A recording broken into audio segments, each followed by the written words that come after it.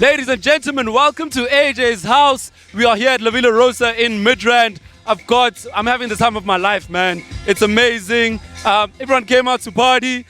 All the way from Canada, people came out to party. Give it up for Oliver Osborne. Yeah. How are you doing, brother? I'm doing incredibly well, thank you. I'm doing great myself. Well, after that set even, it was magical, man. How was your first experience in Joburg? Honestly, it's feeling a lot of emotions. There's a lot on my mind right now. More than anything, hearing the other artists that have been playing today, just got a very clear sense that the kind of stuff that this crowd is into is very much my corner of house music, and that is quite a pleasure. That's amazing, man. How you got here, first of all.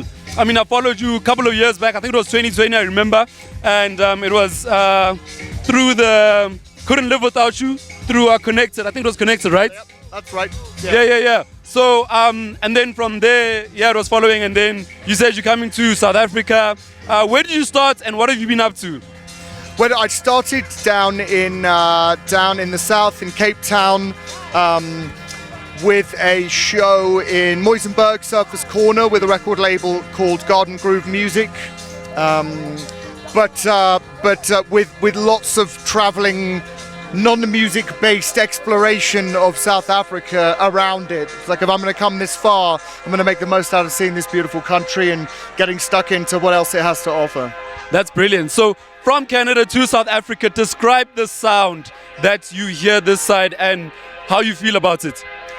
Well, like I said, blown away by the acts I've seen so far today, and it is, in a big way for me, the approach to percussion and, the various kind of rhythms that are kind of, they come from the more traditional African genres, and that marriage of the kind of the vocals and the big kick drum through the middle, but with these colorful kind of creative percussion arrangements that come over the top is really what gets me itching. And it comes from, I started DJing jungle, like 180 BPM, super fast, like crazy broken beats. And so I think that always kind of stayed with me, that passion for really intelligent, kind of interesting percussion, and the sound that I'm hearing here and the sound that I love more generally gives me that and delivers that. I'm gonna put you on the spot now. The Cape Town house scene and the Joburg house scene, what gets you? Oh, come on, man. That is not fair at all. Okay, well, it's a little bit apples and oranges. They were very different. They were very different shows, and where there was a lot. The Cape Town crowd participation, like the chants and the hoo, just really like giving it, proactive crowds. However, the music was, I guess, more in the kind of traditional deep house end of things, like super groovy, super melodic. But to come here and hear all of these fantastic rhythms and the energy that comes with that, I don't know. It's a tough comparison. You're absolutely right. You put me on the spot there. They've both been beautiful experiences, and the crowds have been equally receptive, and I felt like I was able to do my thing very honestly and very kind of very purely, and it landed in both places. Nice. So I was on a massive Oliver Osborne binge last night, and your catalog is insane. Spanning from, I think it was 2016. When did you start releasing music? Yeah, that sounds about right. 2016, yeah. So I obviously couldn't go through everything. I noticed Chronicle Deep, one of the finest in South Africa, did a clapback of one of your songs. That's what he calls remixes, clapbacks. And then we also had a sample of a Nandi Sky Sound song that you played. I think you closed with in your set. Who else would you like to collab with, or maybe remix, or have some sort of energy exchange musically in South Africa? Well, actually, I'm starting to make those connections today. The last weekend and today, and I've chatted to a vocalist already today.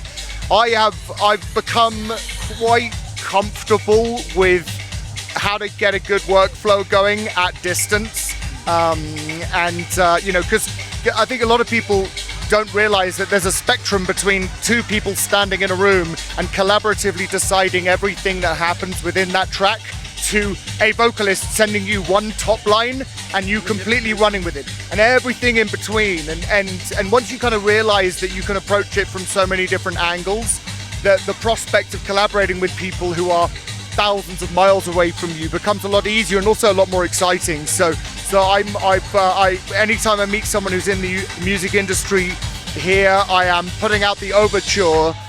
Send me some stuff. I'd love to hear it. If there's some, overlap in terms of how we approach things, and it makes sense, then more than happy to get stuck in with anyone who wants to kind of take me up on that offer. Yeah. I've got that, man. So in South Africa, one of the biggest influences of this sound is Black Coffee. Is he also one of the people that inspired the Canadian scene? I mean, Afro House is a massive, not even Afro House, sorry. Let me just say house music, dance music is a massive genre. I just want to see how big he is in your eyes, because I mean, to all of us here, he's massive. Yeah. No, Black Coffee's huge, and he's one of those acts like up there with Solomon that like top of the list. That show's gonna sell out, and it's gonna be huge. But I feel that Black Coffee's probably influenced by, I almost feel like Black Coffee and his style, he's managed to find that beautiful overlap between doing stuff that's very authentically from this continent, and then also stuff that the masses around the world can vibe with. But I think the set of influences he's playing with and he's drawing from are there from anyone else to draw from, and I think that the people that create amazing music that really puts people's elbows above their earlobes and gets those dance floors pumping aren't necessarily, are you listening to a lot of stuff that isn't that's broader and deeper, wouldn't work on a dance floor, and they pull the best elements out of this in. I mean, he's clearly done a lot to bring this style of music to the table. But I think for anyone who is excited about this corner of house music, would do well to look further afield and dig deeper and try and find what he's listening to and what he's referencing, and draw their own kind of conclusions and make their own decisions about how their sound should be based on that, rather than his kind of personal distillation of it. I know that was a bit of a technical answer, but that's kind of how I feel about it. No, I love that, man. It gives us a proper picture of how your opinion, So Propaganda has just dropped. I love the signature that you have going through a lot of your music, because a lot of people go all over the place with like different sounds and all of that, which is good, But when I liked you from Soldiers of the Dawn, I mean, it's nice to get a taste of that consistently going. How's Propaganda going for you? Actually, I was pleasantly surprised with the reception that track got, and support from some big artists that are not playing Afro House at all, like some hefty techno acts. Gave me some really generous feedback, from the kind of PR promo end of it. Very well received, and excited to be working with that label. It's a label based out of Bali who's kind of made it their mission to create a platform for that kind of sound, and very happy to see the way that one went down, actually. All right, how many countries? Okay, I can imagine you've been to a lot of countries. What has been your favorites and why? From a musical standpoint, honestly, it might be this one.